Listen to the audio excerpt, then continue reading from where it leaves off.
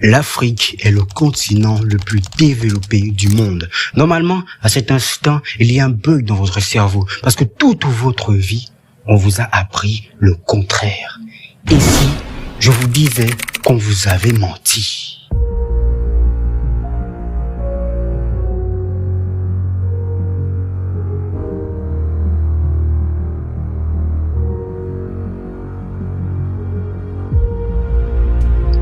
C'est quoi un continent développé? Un continent développé est un continent dans lequel la majorité des pays ont réussi à combler, à satisfaire les besoins sociaux de leur population et à accumuler une grande richesse. Donc vous comprenez que l'Europe, l'Amérique du Nord, l'Asie sont des continents développés. Et à contrario, l'Amérique du Sud, l'Afrique ne le sont pas. Et l'Antarctique aussi. L'Antarctique, c'est pas un continent développé. Mais en même temps, en Antarctique, il n'y a rien là-bas, hein. Il y a que les pingouins. Développer un concept non universel. Selon moi, le concept actuel de pays ou de continent développé est un concept purement occidental et non universel. En effet, selon moi, les mots progrès et développé ne revêtent pas le même sens ou objectif selon les peuples.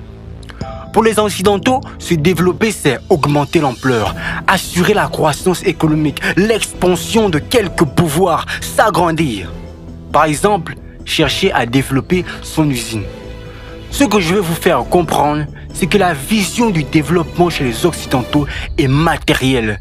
Chercher plus de richesses, améliorer son moyen de transport et ses capacités de production, toujours chercher à faire plus et toujours plus. Mais malheureusement, dans cette vision du développement, c'est la nature qui en prend un coup. Car l'outil technique, même s'il permet d'améliorer les conditions de vie et de travail, il porte toujours une seconde nature négative, comme la pollution. Donc, pour être développé, un humain, un pays et un continent doit être en concordance avec cette vision du développement parce que vous le voulez ou non, c'est l'Occident qui domine le monde.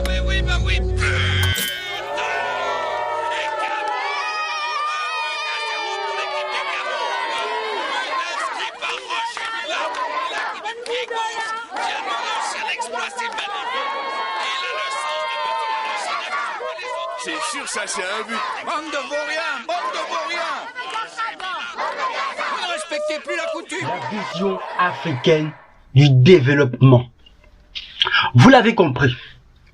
Si en Occident, le concept de développement est matériel et destructeur pour la nature, en Afrique, un pays et un continent développé sera un continent qui réussit à être spirituellement élevé et en harmonie avec la nature.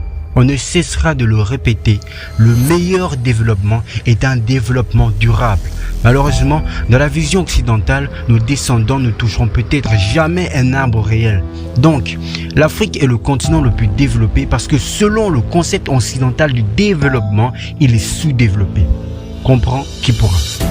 De plus, l'Occident compte une population qui devient de plus en plus athée, donc s'éloigne de l'ancestral et du spirituel recherché dans la vision africaine du mot développé. C'est une civilisation du sang sur le terrain physique, mais sur le terrain métaphysique, quand tu étudies l'Occident, et ça, un blanc, comme René Guénon le dit, l'Occident signifie le chaos, signifie la chute, signifie la perte de spiritualité. Et nous le voyons.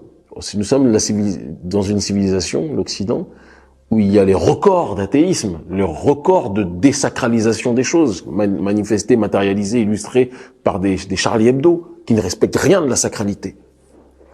C'est une civilisation de la décadence. C'est une civilisation où on autorise les hommes à tomber enceintes. C'est-à-dire que Dieu crée quelque chose, mais cette civilisation s'excite à systématiquement faire des choses qui sont opposées aux lois de la nature. Et ils appellent ça le progressisme. Donc, nous sommes en Occident, ici, là, au moment où nous tournons cette interview, nous sommes dans une civilisation qui promeut le chaos, promeut l'éloignement des règles initiales, des règles traditionnelles, des règles primordiales. Et la contestation qu'il y a vis-à-vis de l'Occident est à la fois politique, mais est profondément dans une acception métaphysique. Le problème de l'Afrique dans son développement. Le problème de l'Afrique est qu'avec la colonisation, la mondialisation et la propagande d'outre-mer, elle a développé une forme de mépris pour son mode de vie, ce qui l'a conduit à vouloir faire comme le blanc. Regardez le Gabon. Avant l'arrivée des colons, on menait un mode de vie de chasseurs-cueilleurs éco-responsable. Et quand les Français nous colonisent, tout change. Et l'objectif de l'homme gabonais est de travailler dans un bureau, d'exploiter le pétrole et de quitter son village natal pour vivre à la capitale, ce qui va engendrer l'exode rural et un rejet de nos traditions pour devenir comme le blanc. Mais je voudrais simplement dire que nous devons accepter de vivre africain. C'est la seule façon de vivre libre et de vivre digne. Le problème de l'Occident. De son état de simple cellule à l'homo sapiens qu'il est aujourd'hui, l'homme s'éloigne de plus en plus de la nature qui lui a donné vie, la source de toutes choses. En fait, je pense que les Noirs et autres peuples opprimés sur cette terre souffrent parce qu'ils représentent la nature dans sa forme la plus pure. Mais, depuis les révolutions industrielles et autres survenues en Europe depuis 1760, le développement sous la vision occidentale détruit la nature, donc meurtrit ses ambassadeurs.